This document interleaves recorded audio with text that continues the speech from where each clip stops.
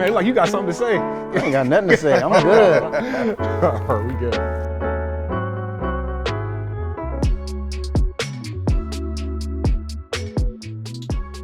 Welcome to Season 3, Episode 1 of Chopping It Up. I go by the name of Gabe Henderson, and on today's show, we have the second-year guys joining me. To my left, we got Mekhi Blackmon. To his right, Jay Ward, and to my right, Mr. Ivan Pace Jr. And guys, just starting this off, right? Like, coming into the building this year, I remember, I'll never forget, it was April 15th. Coming into the building, I was just watching you guys, and it just seemed like the day felt lighter. Like last year, y'all were, looking around, trying to pace your eyes and figure things out. But Mekhi, I'll start with you. Like, what attributed to you being lighter on your feet walking into TCOPC versus last year from a mental perspective? I don't know, just kind of being familiar with the guys around me. Even with the staff, I was more comfortable with the staff, whether it was a meal hall, training staff, and stuff like that. So I feel like once I was coming back for year two, I just felt way more comfortable. I got to agree with Mekhi. We got the same coaching staff, same trainers, so I just felt comfortable. I want to say it was more of like it felt more homey. Like I've been here before, so like it ain't really nothing to be nervous about. Just come in here and just work like everybody else. I wonder that perspective, right? Like Mekhi, third rounder, Jay, fourth rounder, undrafted, right? Like these guys had a draft party, so like they celebrate with the fam, they come up here hype. You was a different perspective. Like, how did that shape your mindset when going into meeting rooms with these guys in your same class? Once I got passed and I got assigned, I was like, man, we all the same person. It didn't matter who was in the first round, like JA, or second round, third round. It didn't matter to me. Like, I felt like we was all just coming here as one. It don't matter how we got here. So it really didn't change nothing about my mind. I think that's just like, if you in our defensive meeting rooms, you'll hear Flo kind of always say that he gravitates towards that. He always makes sure whether you first round, second round, undrafted. He even say like 10th round. It don't matter how you got here. We all the same. Like regardless of where you came from, how you came here, the work you put in is gonna show who you are. So I feel like bro came in and you could see it in his face. He was quiet at first. Of course, he kind of talked to us a little more because he's more comfortable with it. He is not quiet. I mean.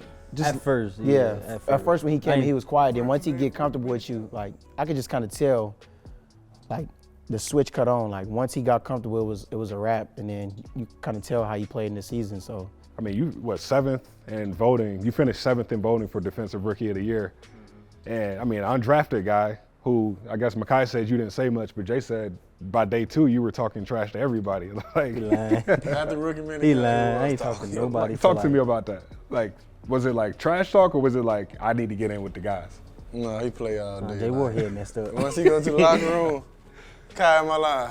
It was like the first to the locker room. If he comfortable with you, he gonna talk. But like in a big room, he gonna be more.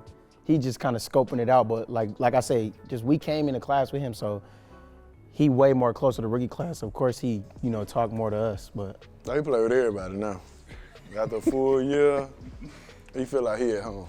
It's just like I've always been like a shy person at first, and like because I'm not comfortable with somebody, or like I don't know how they move or something like that. So once I got comfortable with them, it's just like, all right, I see how they move. So like I'm cool now. Like I can move different too. Jay, for you, right? Like the play that stands out to me the most, Arizona Cardinals game, third preseason game at home. You get the sack, fumble, and I'm like, yo, welcome to the NFL. For you, like. How did you get adjusted to just the mental side of just being in Minnesota and playing for the hometown or home state team? It's a different transition for me because it's my first time really up north with Midwest. And then I was away from home. And then the role I played this year. I had to sit back behind Harrison and Beasley. So it was a learning year for me. But I soaked in everything I could from them. I mean, you talk about being in the Midwest for the first time. Like, how did you adjust? Let's talk off the field. Like, how did you adjust to Minnesota? And Mekhi, I get your thoughts on the next, because I know you got a little grin on your face. And then adjust to, I just been in the house all day. Yeah? Like, I know Minnesota has a lot to offer, but I feel like as you continue to open up, more opportunities will kind of present themselves to you in this league and off the field. But, Mekhi, for you, like, what was your experience moving to Minnesota? I would say this is kind of similar to Colorado, like just living wise, but like I said, like luckily we came in with a big rookie class, so I was able to kind of lean on these dudes. Like when we were staying, through camp and stuff like that, you kind of got somebody to gauge stuff off of. So really, the dudes who I came in with is the people who I kind of hung out with most of the time. And then it really didn't matter, like when we was doing rookie success and stuff like that, like I feel like we just got closer. And then I was like, once my girlfriend moved out here, it was just kind of like I kind of already got a way to move out here. And then knowing where different stuff is out, we did a lot of stuff together, like going to the mall and stuff. But other than that, it was just, we was in the building most of the time, so I didn't really need to be anywhere else. I mean, it's crazy because in college, right, like you actually get an off season. Like you get a time to like, get in your books a little bit more, but also you got spring ball and everything. I mean, understanding that like now you don't really have an off season. Like off season is kind of self-contained. Like what you put into it is what you're gonna get out of it. Like mentally, how was that transition? I mean, we had an off season since what, a full year? 2 years, really. Yeah, a year and a half. You said a year and a half? I guess yeah. Yeah, you got the end of your season, college, and then you start training like. You start training like right off the bat. Oh wow. 3 weeks later, then you got your whole training session, and then you get a week off for a draft, and then you back at it. Like then you back at your whole long rookie year that they say. Like the rookie year is the longest. You can't really take too much time off because this is an all year round job. Like if you don't work out when you're in your off season, it's like you're not gonna be prepared when it come back to OTAs and stuff like this. So when did you stop feeling like a rookie? I'd probably say like the Packers game, I believe. I would say the Packer game for me. I don't even know what week it was, but kind of that week is kind of when I felt like the switch flipped for me, and then the game kind of slowed down a little more. What happened? I would say that was probably my breakout game. That's probably the best game I played. And then week before I didn't play as much, so kind of just sitting back. And then finally when I came back and played against the Packers, I played a good game. So I was like, I don't know, it was something that just went off for me. Like I felt like I understood the game a little more and it slowed down a little bit for me. They had a bigger role than me on defense. I played on strictly special teams. Bros, let me stop you. Special teams is huge. I get what you're saying, but like. Special teams, game. I had like 4 tackles against Green Bay when we went to Green Bay. Okay. So I say after that, it don't take much. Like when did it slow down? Like what was that emotion or what was that thought process? It started to slow down for me because like I feel like I could beat anybody who try to go against me. That's just my mentality when I'm walking up on the field. Mine really hit more of in the beginning, like, cause I had to come out starting, and I was like, you can't like think like a rookie. You can't be like a rookie. Like you make a rookie mistake. Everybody make mistakes, but I went out there and I was like, man, like this is a big platform, and I can't be acting like a little boy anymore. Gotta grow up. So I think really it was just like right before like last 2 weeks before the first game, before the Buccaneers game. Yeah. How did you deal with that pressure? I like the pressure. Like the pressure feeds me. Like I like to eat at it.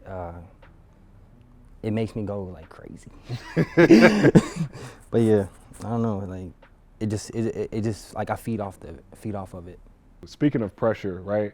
Like there's a lot of added pressure that a lot of guys put on themselves, coming out of the draft. I mean, think about this upcoming year's group that's coming in. Like they're going to put pressure on themselves because they've been these big time athletes in college, just like you guys. So how did you get over that pressure of, I got to go in and make a play immediately versus, okay, maybe I do need to sit back a couple of games and kind of learn this thing and then ultimately that'll get me to where I need to be? I feel like our coaching staff do a good job like putting us in different situations. Like you kind of feel it through camp, even in OTAs. Like they was plugging us in to play in OTAs going against, it was Kirk last year, going against JJ, just being around dudes like Daniil. Like you only have the choice but to get right. So like I said, like I feel like our coaching staff do a good job of like, putting us in position to, get acclimated real quick. So for me, I feel like it was like the staff really helped me, I would say. Coach Flo really is one of those guys that like, he'll throw it at you like, okay, this is what you got to get through. And if you ain't gonna get through it, you ain't gonna get through it. But once you make it through, then it's like, you straight. It's kind of like trial by fire? Yeah. I feel like they're gonna throw you in the fire, see what you know and how you play. Just see if you can overcome it. See if he can trust you later on down the line. My last question for the group. If you had to tell your rookie year self anything that you know now Like, let's just rewind back, you know, a little over a year ago, you guys were in this whole draft process trying to figure it out. So fast forwarding to a year now, what would you tell that guy that's coming into this Minnesota Vikings team? You never know when you're going to be needed or where they need you to play, so you need to learn different roles. I would say don't be scared to take risks. Do it first and then have to be corrected on it after. You don't want to be a guy who, you know, has regrets. And I know we probably all, even the whole rookie class, going to say they have their regrets one game, they wish they could get this back or whatever. But I would say if you jump on it before that happens, you won't have any regrets in the end. So just don't be scared to take risks and have to be corrected on the back end compared to telling you to go. Just go take your shot. It's like, don't be scared. Be patient with everything and learn from the guys around you, because like they learn from the people around them, and it's way older guys, and like Harrison, like he been in the league for like what, 10 years, 12 years now. Yeah, I don't know how long it is, but just learning from them. Like my role model was Hicks. Like I had him in my room, so like learning from him, learning to take care of your body, just to take it to be longer in the league, I guess. Look, they say the biggest jump in the player's career is from year 1 to year 2. So I'm looking forward to seeing what year 2 looks like for all three of y'all. Me Best too. of luck. I'm ready. My God.